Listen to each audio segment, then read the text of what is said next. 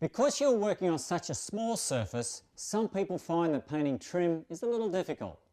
Now here are several steps that'll help you make your job a little easier.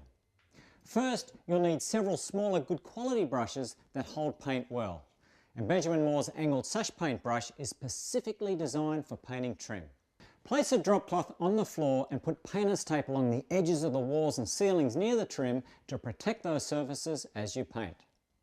Well-painted trim can frame and accent a room, but trim is often exposed to more wear and tear, so it's important that scuff marks and cracks are taken care of before you start painting. Wash off dirt with warm water and soap.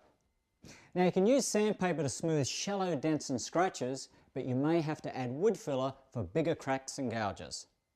Use filling or a putty knife to push the filler into the cracks and lightly sand the surface to smooth it when you are done. Sometimes you may have to add caulk to fill any gaps or spaces in the trim. Now if your trim was painted in a glossy sheen, lightly sand it to dull the surface to help the paint adhere when you repaint it. This is important. Then use a damp cloth to clean the surface when you're finished. If your trim required a lot of repair and patching, apply primer. Wait for it to dry completely before adding the final coat of paint.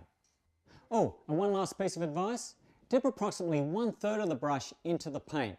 Remove any excess paint and start painting the trim in slow, smooth strokes, starting near a corner or working your way from the ceiling to the floor. Now if you press the brush lightly and work slowly, you can evenly apply the paint and achieve a professional quality finish.